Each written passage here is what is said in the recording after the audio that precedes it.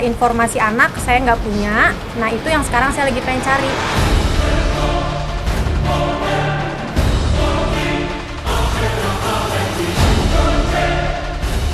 Sudah menjadi kodratnya jika seorang ibu akan melindungi anak-anaknya dari mara bahaya. Namun bagi pesinetron Tsania Marwa, tugas dan tanggung jawabnya sebagai ibu tak lagi bisa ia jalani lantaran sudah hampir 3 bulan Tsania tak dapat bertemu dengan 2 anaknya. Jangankan untuk bertemu, sampai kini ia juga tak tahu di mana gerangan anak-anaknya berada.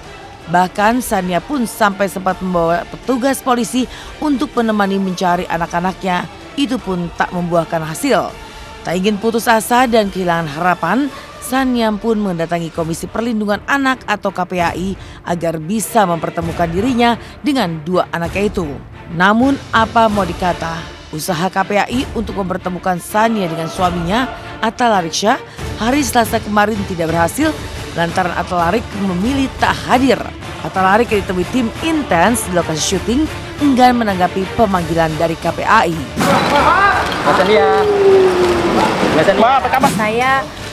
Saya mengikuti prosedur untuk datang ke KPAI karena memang saya membuat sebuah laporan pengaduan tentang hak asuh anak saya, dan memang seperti yang tadi sudah dibicarakan, saya juga memberikan informasi-informasi yang dibutuhkan, dan memang tujuan kita di sini cuma satu, supaya saya itu bisa bertemu dengan anak saya lagi, mendapatkan hak asuh sebagaimananya seorang ibu. Secara informasi anak saya nggak punya, nah itu yang sekarang saya lagi pengen cari gitu, dan selebihnya saya percayakan kepada KPAI untuk menjalankan prosedur-prosedur selanjutnya. Mudah-mudahan ada hasil yang baik.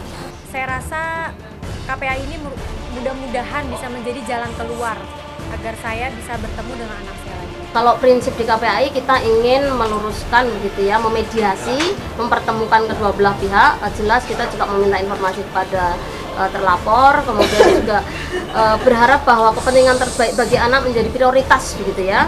Kita akan memanggil yang bersangkutan yang sesuai SOP untuk menemukan kedua belah pihak ya. Ini bukan soal menang dan kalah, tetapi bagaimana menyelesaikan soal pengasuhan secara bersama. Walaupun misalnya kuasa asuh jatuh ke salah satu pihak, tapi kan mantan orang tua tetap tidak ada gitu ya, dan mantan anak juga tidak ada. Dan hari ini ya Bu ya, jadwalnya hari ini, cuman datang atau enggaknya saya nggak dapat informasi sih. Benar-benar lagi nggak mau. Sorry. Sedikit aja mah. Nggak maaf ya.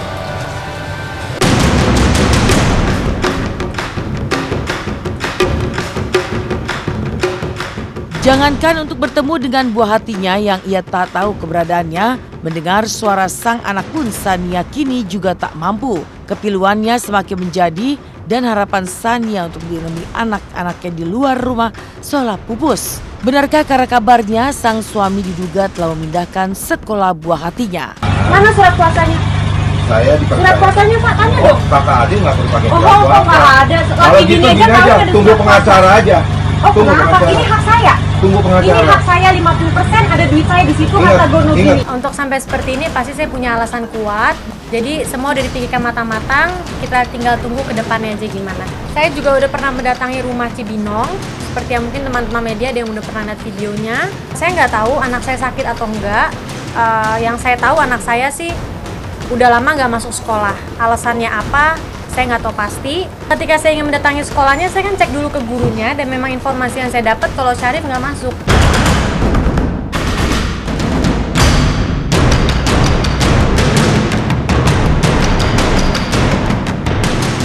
Yang ada kini hanya saling berseberangan. Siapa sangka jika pernikahan yang megah dan mewah Tsania Atalarik Februari 2012 silam kini harus terancam jurang perpisahan. Apalagi anak seolah jadi korban. Sejatinya anak bukanlah hadiah yang bisa diperebutkan. Terciptanya ikatan batin yang kuat antara ibu dan anak menjadi alasan mengapa ibu harus mengasuh anak-anaknya yang masih di bawah umur. Merasa haknya sebagai ibu tak lagi dihormati, akankah Tsania membawa persoalannya ke jalur hukum?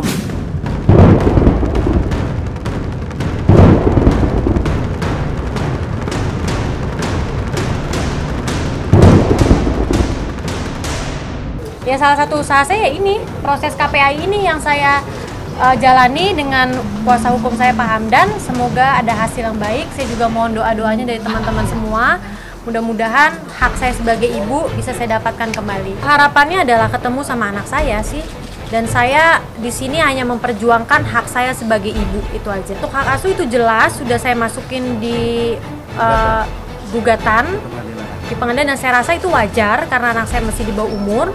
Secara hak Islam juga memang harusnya jatuh otomatis ke saya ya, Pak Hamdan ya. Kuasa asuh bukan ranahnya KPAI ya, karena itu kan ranahnya pengadilan. Kalau kita gini, walaupun berpisah ini kan kedua orang tua tetap harus mengasuh kan anaknya, harus berkomunikasi dengan baik untuk urusan anak gitu ya, karena nanti sampai besar pun kan tetap akan menjadi tanggung jawab berdua. Intinya di situ sih, jadi menyamakan persepsi tentang ke depan anak-anak mau bagaimana dengan perpisahan orang tua. Bukan soal menang kalah nganu anak ya, dapat anak gitu, tapi bagaimana ini berdua bisa punya hak yang sama untuk melakukan pengasuhan lah. Demi bisa memeluk buah hati, berbagai cara akan ditempuh Sania Marwah. Lantas benarkah bosan menjalani penurunan berat badan? Akhirnya Arya Permana pilih jalani operasi pengecilan lambung yang sanggup membuatnya terlihat lebih kurus.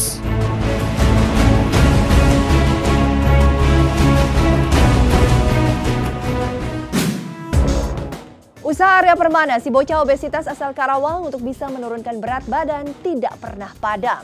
Setelah tak kunjung turun berat badan, pasca melakukan diet ketat, menjalani pola hidup sehat dan juga fitness bersama binaragawan Aderai, diam-diam Arya akhirnya menjalani operasi pengecilan lambung sebagai usaha terakhir.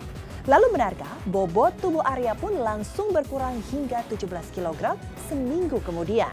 Tapi benarkah imbas dari operasi tersebut, Arya kini tidak bisa makan banyak lagi sesuka hatinya?